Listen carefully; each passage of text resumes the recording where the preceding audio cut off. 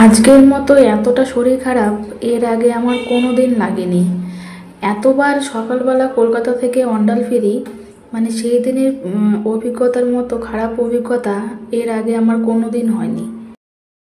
মাসে অন্তত দুবার হলেও কিন্তু আমরা কলকাতা যাই বাবা মাকে দেখতে, কিন্তু আজকের মতো খারাপ অভিজ্ঞতার সম্মুখীন আমি এর আগে হয়নি। মানে কেন এতটা শরীর খারাপ হয়েছে বলো তো?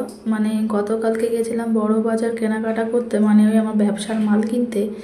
আর কালকে তো প্রচণ্ড রোদ ছিল, মানে সারাটা দিন রোদে ঘুরে ঘুরে মাল কেনার পর বাড়ি ফিরতে ফিরতে প্রায় আমাদের 11টা বেজে গেছে। সেটা তোমরা আগের ব্লগেই দেখেছো।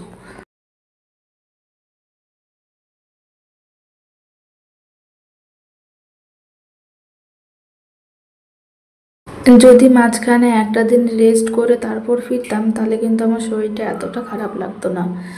কারণ হয়তো আমি সবার মতো এতটা ফিট নই, আমার যথেষ্ট মানে প্রবলেম রয়েছে, হেলথ ইস্যুস রয়েছে। তো ওর জন্যই হয়তো আমি আরও বেশি উইক হয়ে যাই।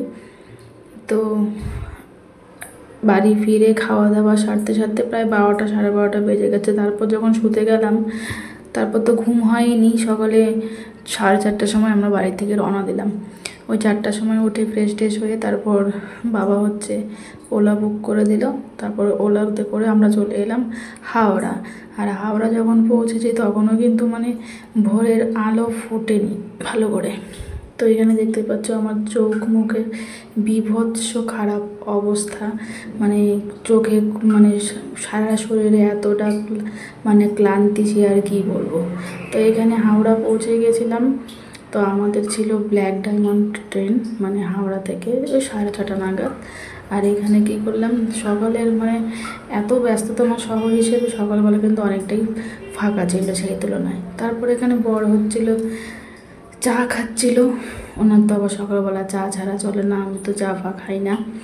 তো এখানে দেখো আমার চোখ মুখে কী অবস্থা। তারপর চলে যাচ্ছিলাম, মানে এত সকালবেলা রাস্তায় জ্যাম ছিল না বলেই আমরা কিন্তু হাওড়া খুব তাড়াতাড়ি পৌঁছে গেছিলাম। মানে ওই ট্রেন ছিল 6:30টায়, আমরা কিন্তু পৌঁছে গেছিলাম ওই 5টা 10 মধ্যে। তো অনেকটা সময় আমাকে স্টেশনে বসতে হয়েছিল, কিন্তু আমার বসে থাকতে একদমই ভালো লাগছিল না, মনে হচ্ছিলো ওখানটাই শুয়ে পড়ি।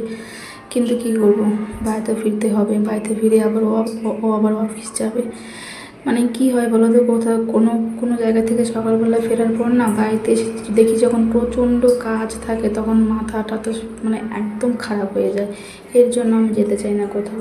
ও তো দিব্যি অফিস বেরিয়ে যায়, তারপরে আমাকে সমস্ত কাজ করতে হয়। তারপরে দেখো প্ল্যাটফর্মে ট্রেন ঢুকে। তো এরপর অনেকটা হেঁটে গিয়ে তারপর জেনারেল কোচে উঠতে হয়েছে। সেদিন আমরা রিজার্ভেশন টিকিট পাইনি। তো মানে জেনারেলে আসতে প্রচণ্ড কষ্ট হয়েছিল সেদিন। মানে এত গরম ছিল কি আর বলবো। এই গরমে খুব অবস্থা খারাপ। তার মধ্যে আমাকে একটা পিঁপড়ে কামড়েছে, মানে বুকের ভিতরে একটা পিঁপড়ে ঢুকে এমনভাবে কামড়েছে, তার জন্য মুডটাই খারাপ হয়ে গেছিলো, আর কিচ্ছু ভালো লাগছিলো না আমার।